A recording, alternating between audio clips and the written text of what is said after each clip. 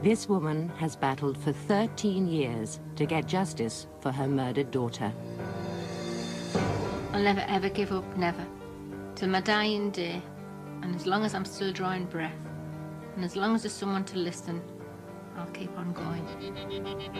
She knows who the murderer is. This man, who persuaded the courts to acquit him, then, when it was legally safe, boasted he was the killer all along. He got away with a lot, really. He'd got away with killing my mum. And he'd basically a free man. The killer is protected by a law passed 800 years ago that says people can't be tried twice for the same offence. I want the law to be changed, but even if it isn't, I'll be one step behind him, like my daughter's ghost. A constant reminder of what he did to me and my family. This is the story of a savage murder and one mother's relentless campaign that might yet help to rewrite Britain's law books.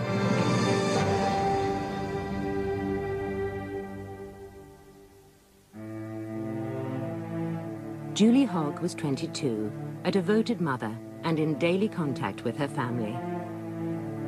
Julie was very outgoing and bubbly. She loved her life. When she was younger, she was quiet and shy, always around her mother. She had a really good sense of humour. She was quite funny. She was like caring, really caring, quiet, and a person who wanted things to be done right. But as a mum and a little housewife, she was all right. She'd drive home, and within 2 or 3 minutes she'd be on the phone for nothing of importance. It was just there, nature. She didn't like to be by herself. Julie was a teenage bride. On the day she married Andrew Hogg, the sun shone on them both, and life looked good. We seemed to be very much in love and looking forward to the future together.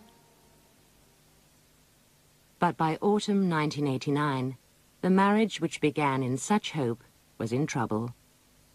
Julie and Andrew split up. Their son Kevin lived with her. Early on November the 16th, after a night shift delivering pizzas around Teesside, Julie was due in court for an important separation hearing. Kevin was with his grandparents. I telephoned Julie at 7:30 on the morning of the 16th of November. And when I got no reply, I just thought she was in deep sleep and hadn't heard the telephone. So, after being ringing quite a while, I decided just to drive down to the house with Kevin. Knocked at the door, shouted through the letterbox. All the curtains were closed, doors were all locked. My gut feeling told me straight away something was wrong. I don't know, I just had this feeling. I just didn't know what to do. I went and got my son out of work to come and break in the back door. Room by room, everywhere was very, very tidy, which was out of character for Julie. She was quite an untidy person. I mean, she would get out of bed in the morning, throw the duvet back, and then shake it back over on the night. But the bed was made, everywhere was tidy. And that aroused his suspicion even more. So I telephoned the police then. They said she might have gone out, you know, be with some friends. The best thing for me to do was to go home and wait for her to phone. One policeman said, she's a typical case. She's due for a legal separation. She got fed up, walked down the road and hitched a lift to London. No. I knew what Julie was like. You know, she knew deep down there was something wrong. She hadn't just gone out for the nightclub, as the police thought. Maybe she'd been to a nightclub and stayed somewhere. She knew it wasn't that.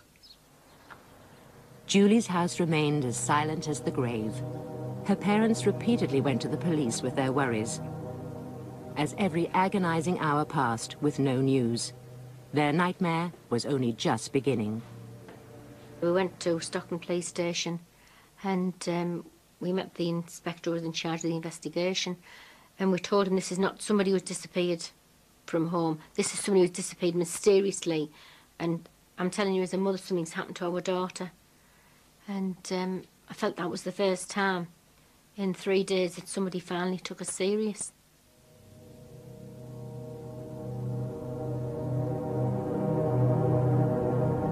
Julie's distraught family believed the key to her suspicious disappearance was hidden in the silent rooms of her tidy house.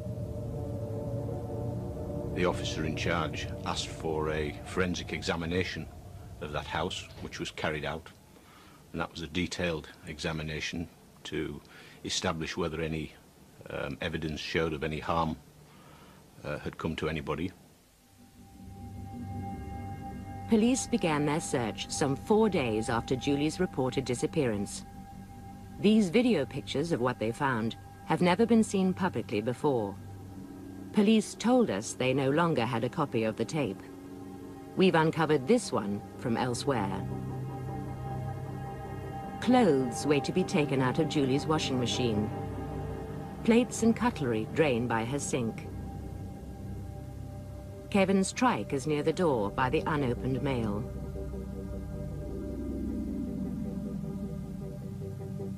The house is eerily empty. After 2 days, Julie's mother rang the search team to check their progress. I telephoned Julie's house, and one of the forensic team answered the telephone. And I said, "Oh, it's Julie's mum here." I said, "Have you found anything?" And he said, "There's no dead bodies in here, if that's what you mean." Mrs. Ming visited the house herself and joined the searchers in Julie's cramped bathroom. On the bathroom window ledge was Julie's makeup bag, birth pills, everything. I said, "You're telling me she just took off to London?" I said, "She's left everything." The longer the police poked about in Julie's possessions to little effect, the more concerned her family became. At the end of the search, the inspector in charge of the case came to see us. And his very words were, he said, he couldn't guarantee us that our daughter hadn't come to grief somewhere in the country, but he could guarantee us nothing untoward had happened to her in that house. You were getting worried. Where can she be? We used to be driving round, looking round. You get to a point, well, to be exact, I thought I was going out of my mind.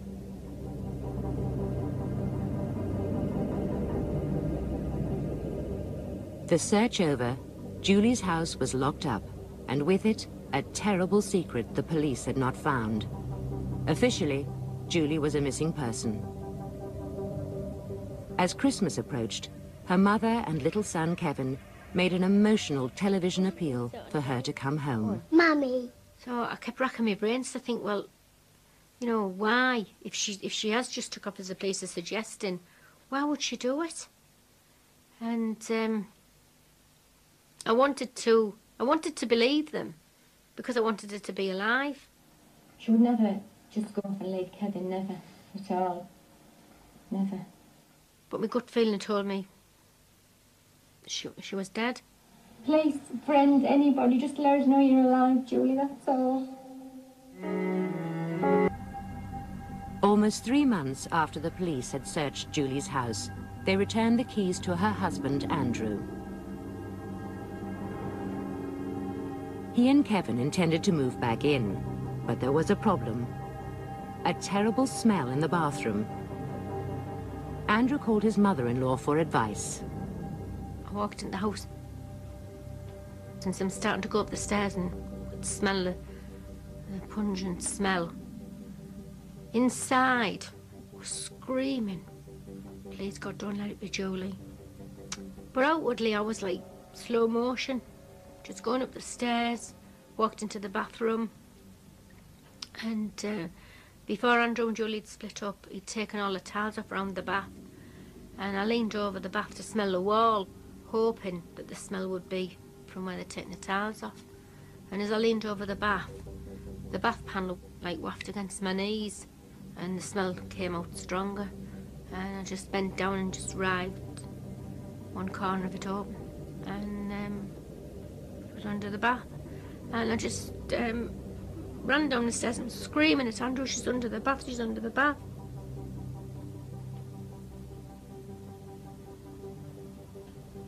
Kevin stood next to me crying, he didn't know what was wrong. And I'm screaming up to Andrew, please God, tell me it isn't. All I heard him say was, Jesus Christ, no. And he just started running down the stairs and I just said, down, no. It was murder now. Ironically, police had stood barely 2 feet from Julie's body when this video was made. Detectives hurried back to the house. The hunt was on for Julie's killer. I mean, at first you think it's impossible. But as I got in now, Anne's screaming. And she's told us what had happened, well, screamed it. I was absolutely hysterical. I just kept seeing her, kept smelling her. Couldn't get the smell out my nostrils. And at that, the police come, paid another visit. And he didn't look very good. 27 Grange Avenue had finally given up its secret, some 80 days after Julie's killer pushed her naked, sexually mutilated body under the bath. We've established that 29 police officers had either searched or been present in Julie's house. No one found her watch, diary and cash card tossed suspiciously in the loft, and no one thought to unscrew the bath panel and look behind. Are you disappointed that your officers weren't able to find the body the first time? Naturally, from a professional point of view, and I'm responsible for the overall professional conduct of the investigating officers, there is a degree of disappointment. I just couldn't believe that they'd been in a 3-bedroom terraced house for 5 days, a team of forensic officers, and failed to find Julie's body. She's probably right to feel aggrieved about the fact that her daughter's body wasn't found by the police. However, I've no evidence, certainly in the papers that I've examined, to sustain the fact that the police did not take her reports very seriously. I still believe in my own heart. If Julie had a different kind of job, a different lifestyle, or she was somebody important, they'd have found her that week. Cleveland police paid Mrs. Ming £10,000 compensation after their failed search. But no amount of money could blot out the trauma she suffered and could never escape.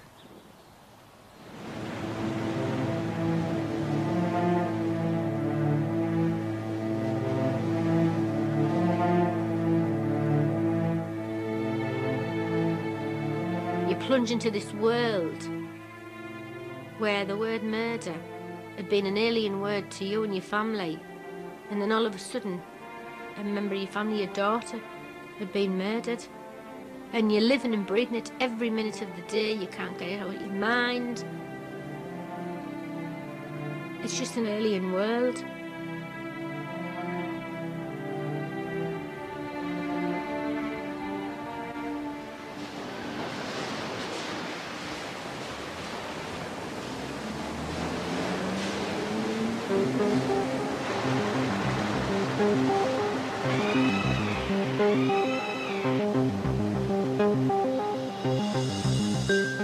The dramatic discovery in Grange Avenue made the local evening paper's last edition. But the story made Julie's family furious. At 8:45, my phone rang, and it was Mrs. Ming.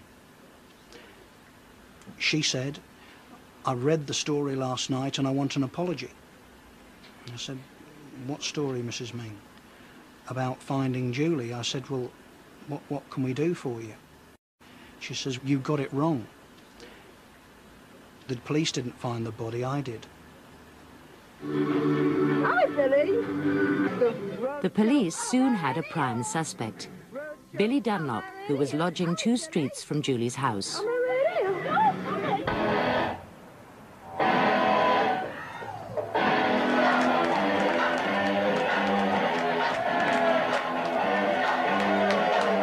Detectives discovered he'd attended a bawdy strip show organised by Billingham Rugby Club the night before Julie disappeared. He'd been drinking heavily, mixing rum, vodka and cider. The night ended with Dunlop involved in a vicious brawl that left his opponent in hospital.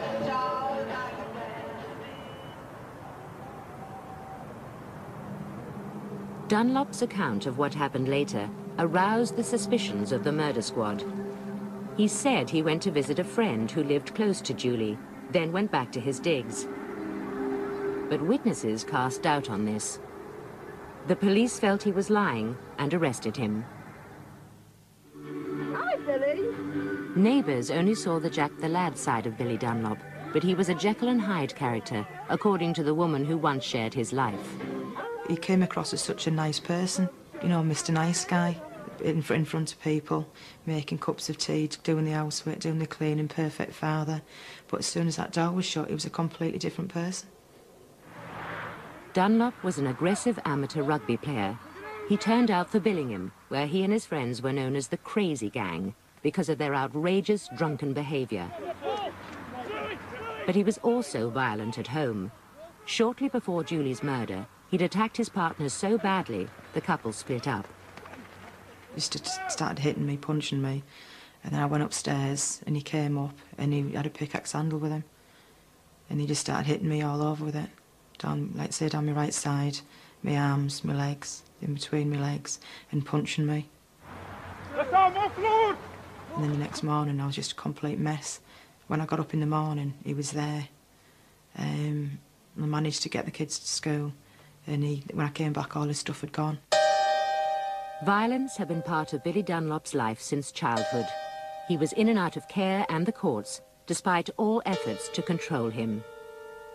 I tried to model their upbringing and the way I was brought up, which was very, very strict.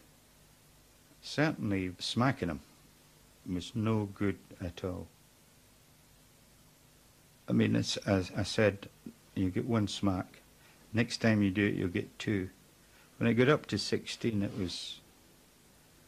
just wasn't working. 9 days after Julie Hogg's body was found by her mother, Billy Dunlop was charged with murder. He was remanded to Durham Prison. When we went to see him in prison, he said he didn't do it, and I believed him, and so did his mother. He was saying that the police had picked him up and started to fit him up for the crime. And it didn't appear to be a crime that our Billy would do. If he'd have killed somebody, he would have battered them to death. Another person in two minds over Dunlop's guilt or innocence was his common-law wife. I didn't want to believe it because I had children to him. That's their dad. I didn't want him to be that person for them. But in my heart's heart, I thought, you know, he could have done because of the things that he's done to me. Dunlop's future was unknown. But Julie's family faced the certainty of her funeral and the ordeal of saying goodbye.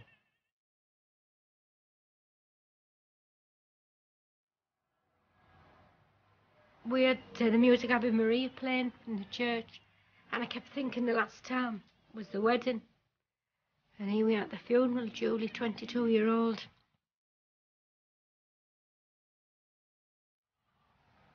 And I was left in the room where the coffin was, because it couldn't be opened, we couldn't see. To be exact, I ended up talking to her.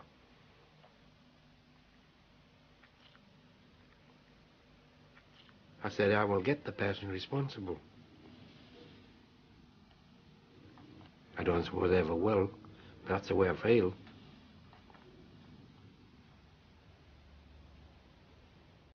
It all came into perspective when we were walking from the cars towards the church. All the people were inside the church and just looking up and looking at the coffin. And I just went hysterical. I was screaming. Nobody would listen. I told him and just took off. I was just screaming at the coffin.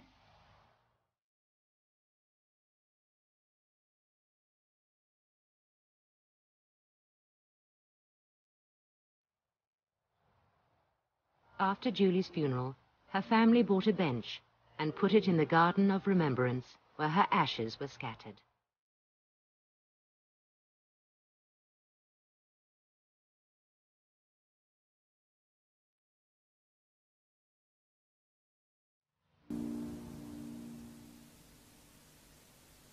What do you say to a child of 3?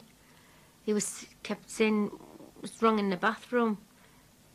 So what we told him was, rightly or wrongly, we told him that his mum had been in the bath and she'd slipped and hit her head because there was no bath mat in the bath. We said she was in heaven, and that sort of pacified him. Kevin is now 16. She hasn't been here for me through times when I needed her, like when parents' evenings have been on and family holidays. She hasn't been there to have fun. All I've got is photographs and memories of what I've been told from my nan and granddad and my dad, and my scrapbook, and that's it really. In May 1991, Billy Dunlop went on trial in Newcastle for Julie Hogg's murder. Her family expected they'd now get justice and closure. The prosecution's case seemed strong. Julie's house keys were discovered under Dunlop's floorboards and had his fingerprints on them. Semen on the blanket around Julie's body could have been his. As Julie's mother found the body, she was a key witness. You've got a defence barrister asking you questions about when you went into the bathroom, which hand did you put into the bath to pull the bath panel first, and all the time you're getting flashback one after the other. You can't see anything in the courtroom.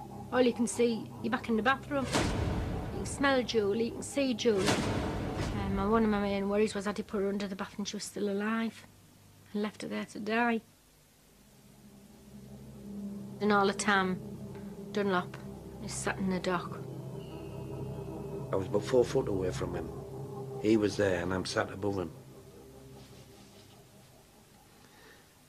And if I'd have got hold of him, there's no doubt about it, I'd have been in prison. Julie's sex life was raked over by prosecution and defence alike. She'd had many lovers, and her private life was splashed across the newspapers. The talk was always about Julie's background, not Dunlop's background. It was always Julie. They portrayed her as having a lot of sexual partners. That's what they're saying. If she wasn't that kind of person, it doesn't matter what background you've got, you don't deserve to end up the way Julie ended up. An horrific death like that. Dunlop had sex with Julie once, in her home, a month before she was murdered. This allowed him to explain away his fingerprints on her keys and his possible DNA on the blanket around the body. 4 days before Julie's murder, she'd refused to have sex with him again.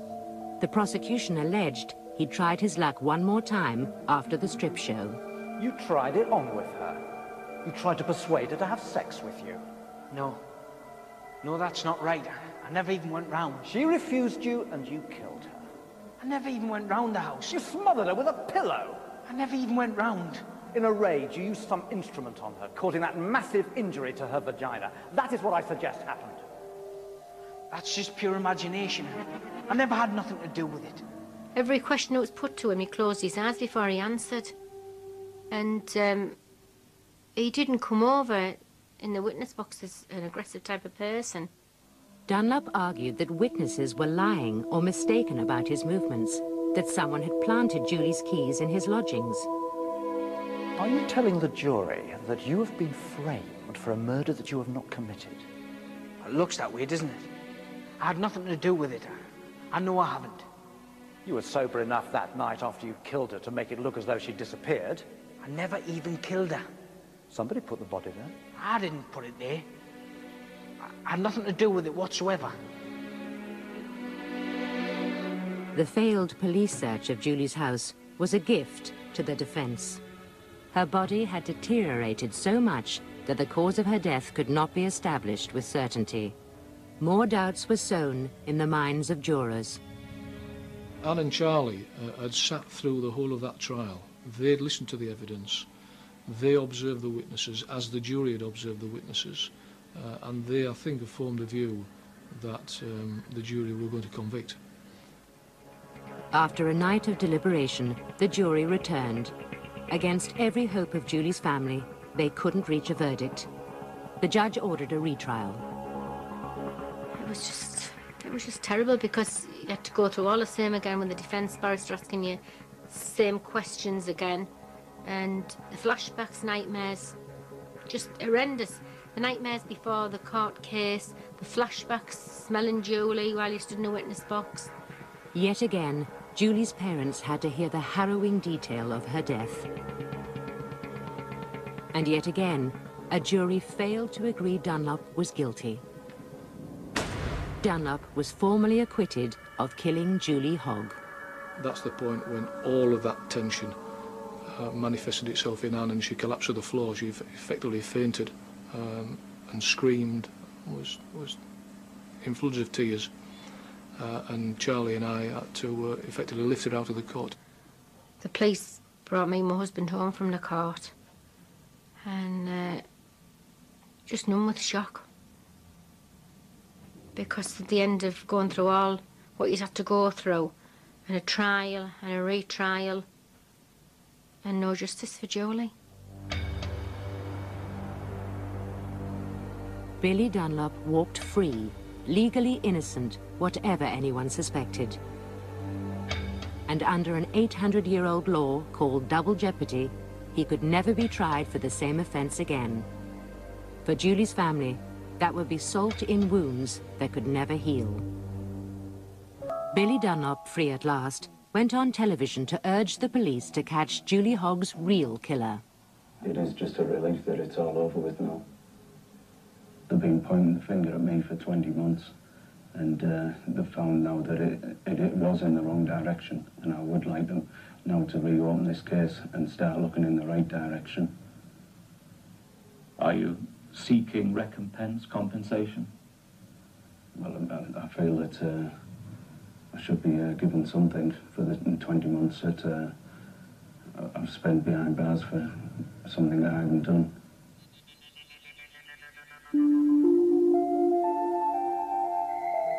A national newspaper offered Dunlop money for his story. He and his common-law wife, Jane Wadsworth, posed for these happy family pictures. But Jane was faking. She dreaded her violent partner's homecoming. I just cried, because it was just a fear. He's coming home, he's coming out, and I just sat and cried. I didn't want him to come home. I wanted him to stay where he was. Dunlop soon resumed his heavy drinking in pubs around Billingham.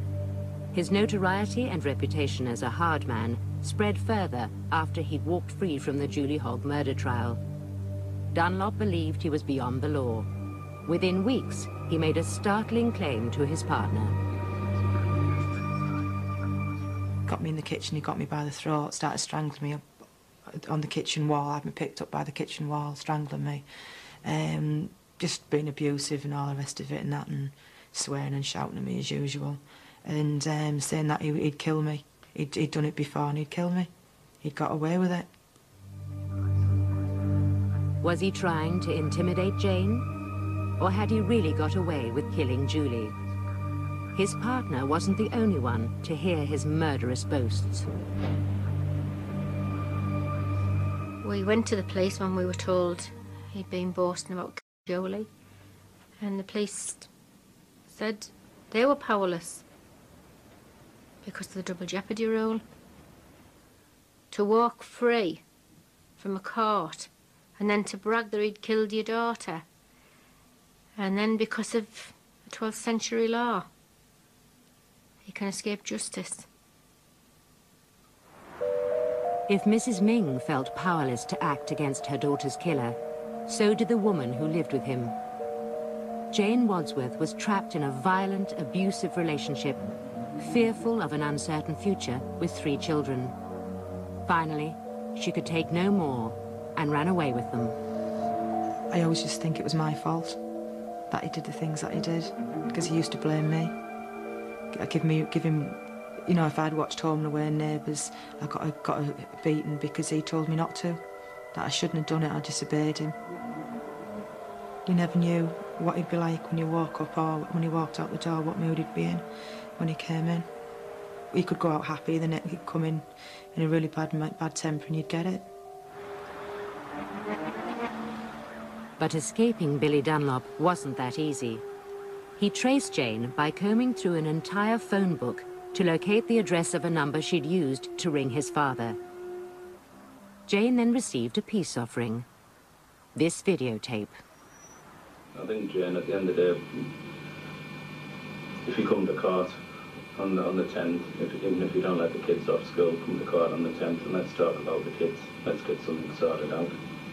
It's the kids that matter here, not us two. Jane agreed to meet Dunlop, even though at this stage he'd been convicted of threatening to kill her. When I met him, he was fine, he was Mr. Nice Guy. All your clothes are still here, and your toys, and your bikes. I've still got your bikes. I haven't sold your bikes. I have no intention of selling your bikes. I've still got all Man's clothes and all the perfumes and what have you. Saw the children, he was okay. Just basically normal. It's up to me and my mum to sort it out. It's not your fault. It's not his fault. It's not it's mine and your mum's. Probably more than that, mostly mine. I haven't said that. When he was supposed to go home, he asked if he could stay and see the, stay with the children, which he did. And during that time, he got very aggressive and violent. He sexually assaulted me. And after the assault, he went into the kitchen and brought a knife. And it was only one of my children at the top of the stairs crying, and was coming down that he stopped. But I do think he would have killed me then. Just to tell you I still love you and that you can come home anytime you want. The door's always open for you. Soon after, unable to take any more violence and threats, Jane finally broke with Billy Dunlop. She won total legal control of her children and resumed her new life. She's never seen Billy Dunlop since. My worst nightmare would be him to knock on my door. Billy Dunlop's violent temper soon erupted again when he spotted a former girlfriend with another man. I'd heard what he's capable of, and I knew about what his past had been, but I never knew him myself, and I'd never even spoke a word to him.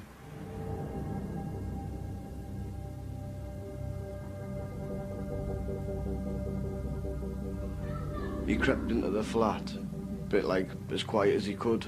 I didn't notice him right till more or less the last minute. I just turned round for a second and just caught a glimpse of him swinging the bat towards me. And that first blow, that was the one that knocked me out. He carried on going berserk with this bat and hitting me, repeatedly hitting me, apparently till the bat had snapped. And that's when he stopped. Dunlop also turned on the woman, repeatedly stabbing her with a meat fork. At the time, she was pregnant with his child. My facial skeleton was detached from my skull. Near enough every bone in my face was broke. My roof of my mouth was snapped in half.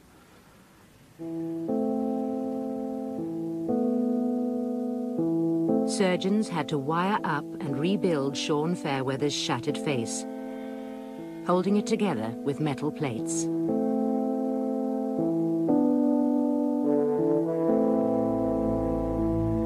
I really do think that he did attempt to murder me, because the way he left me, he more or less did leave me for dead.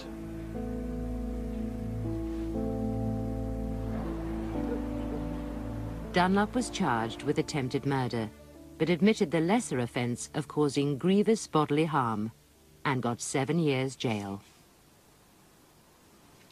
He pleaded not guilty to attempted murder. Then he pleaded guilty to grievous bodily harm, which, snapping a baseball bat over a man's face, towards its attempted murder, and stabbing a woman with a barbecue skewer several times his attempted murder.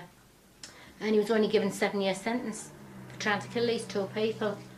And at that point, although we were pleased he was off the streets, it didn't make any difference to our position, because although we'd been told verbally that he'd confessed to killing Julie in pubs and things, because of the double jeopardy rule, it didn't make any difference to our situation.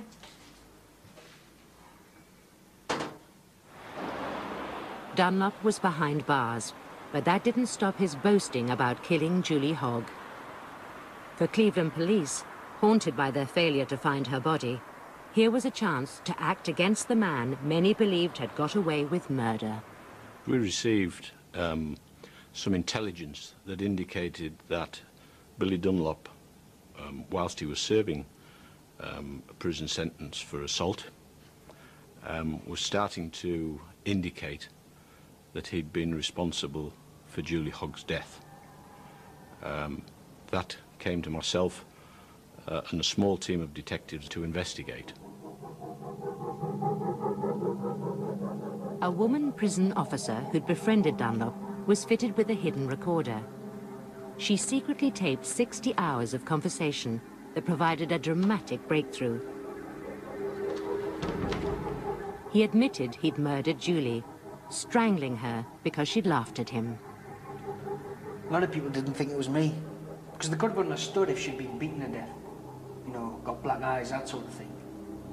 But there was no black eyes or anything. Why did you kill her, though? Just arguing over daft little things, and I lost it, didn't I? Try to bury it in the back of my mind now rather than think about it. I can't imagine somebody actually thinking about putting somebody under the bath. Don't even ask me where it came from, because I don't know. It doesn't bother me now, though. I've been clear of it, so it doesn't matter how I tell now, does it?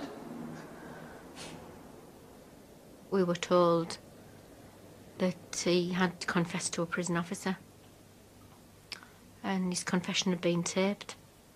We'd believed as a family that the police did get the right man, but other people had an element of doubt, and now with this confession, there was no element of doubt. Dunlop was taken from his prison cell to be interviewed at Stockton Police Station about his secretly recorded confession. But he knew he couldn't be charged with murder again. Did you kill Julie Hogg? Yeah. I just lost it. I went over there and strangled her. Where were you in the house? Dunlop told them he'd stuffed Julie's clothing in a bin bag and left it outside his digs for the dustman. Before you snapped. Then he'd hidden her keys under the floorboards. Why did you do that? Who knows? Sometimes in your subconscious you're wanting to get caught. And there's not a day goes by that I don't think about that night. About what I done to her. To Julie. Her family. There's Kevin, her son. You can go to Julie's mum now. And you can tell I've told the truth. If he'd felt any element of remorse, why did he sit for 3 months? Know where Julie's body was. What he's done, in fact, is made an absolute mockery of the British justice system by his confession. Dunlop's admission proved he'd lied at both murder trials. He was charged with 2 offences of perjury, lying under oath. In court, to see the man who'd killed his mother was Julie's son, Kevin. When I was in the court, he looked up and then looked straight back down. Didn't really look. I just thought, yeah, I think he knows that I'm here. And he also knows that I'm going to get justice for my mum. His lawyer said Dunlop's contrition in facing up to his terrible crime was unequalled in the British penal system. He got 6 years and was returned to his prison cell. But still, there was no life sentence. Angela Usher made a statement for Julie's family. He should have been convicted of murder, and to see him prosecuted only for perjury is a poor consolation. In the end, we are relieved that he's been sentenced, but we're not happy with the sentence. I don't understand law at all. He's a man in court, putting his hand up to doing a murder, but just going away for lying. And that's what I never understand that. So until the law's changed, and we'll keep fighting. confessed he strangled her. Perjury is a poor substitute for a life sentence for the death of our daughter. It's 13 years since Julie Hogg's murder. Her son Kevin now knows what really happened. Throughout his growing up, he used to ask different members of the family different things, suggesting, you know, that what had happened to his mum, but he never came out right and said, was my mum murdered? He didn't ask that. It was just skirting round the subject. The truth was out there, on the streets and in the playground, and nothing could protect Kevin from that. Happened as I was 13, and I'd heard rumours, a friend had told me.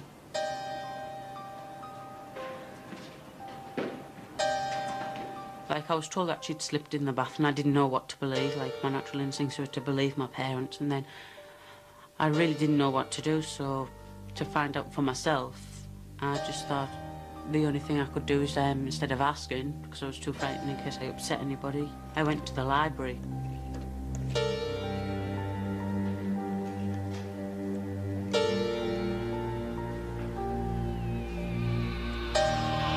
I just looked through, like, all the newspapers of 1989, because I wasn't too sure on any specific date.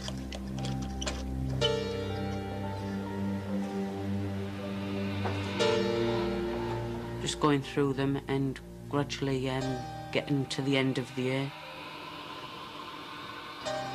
And all of a sudden it just came on, like, just like, look.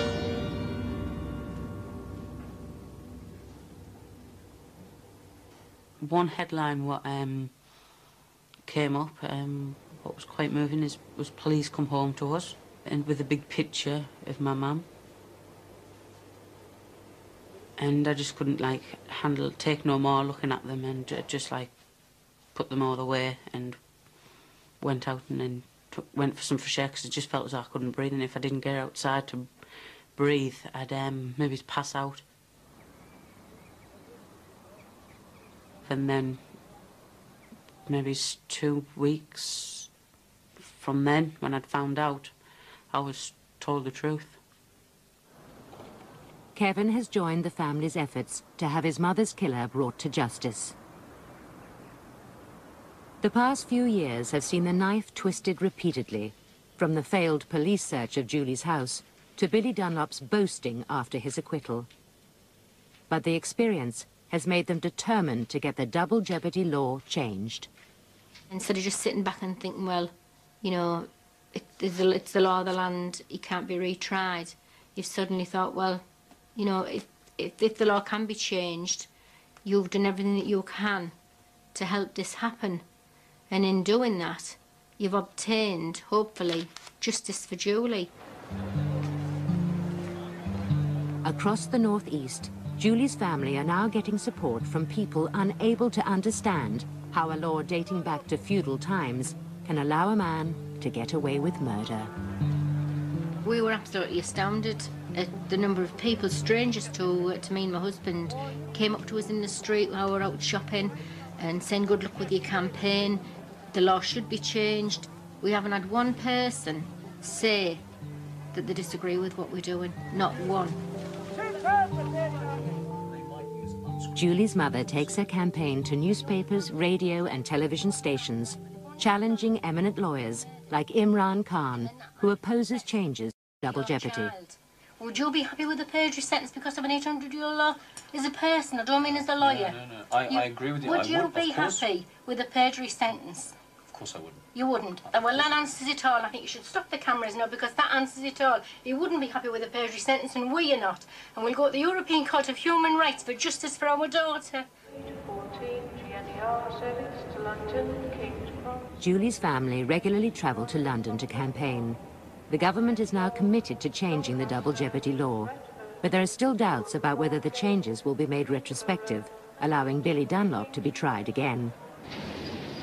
Until they're sure, the family will continue speaking out. Nan and Grandad have campaigned tremendously to get as far as they have, to see the Home Secretary, and it's just a tremendous feeling that they're campaigning, because it's so important to us that it should be put right. Today, the Mings are lobbying a Home Office minister and their MP.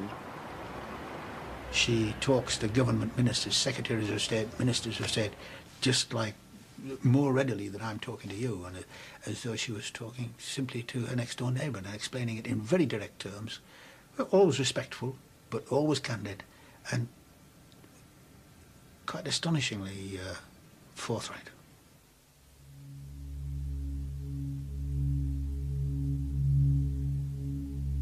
What he's done, in fact, is made an absolute mockery of the British justice system.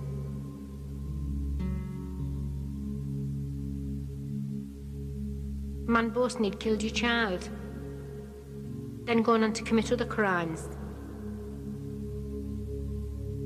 I just could not sit back and do nothing.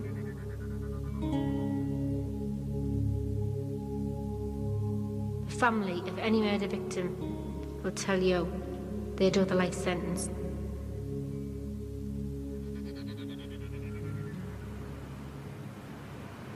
It went very well. Feel a lot more positive about things.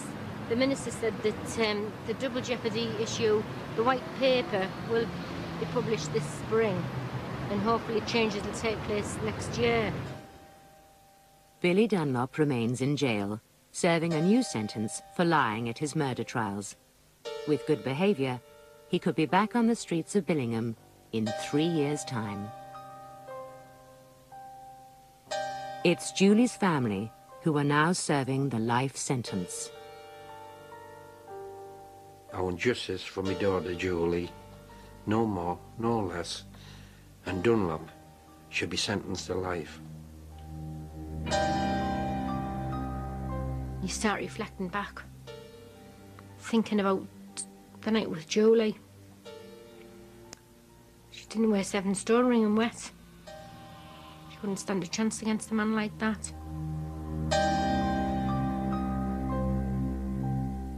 I used to think that people were punished for the crime they've done. That's what I was taught, and no one would get away with it. He left somebody without a parent, a mother, daughter, or a wife. Just absolutely unreal.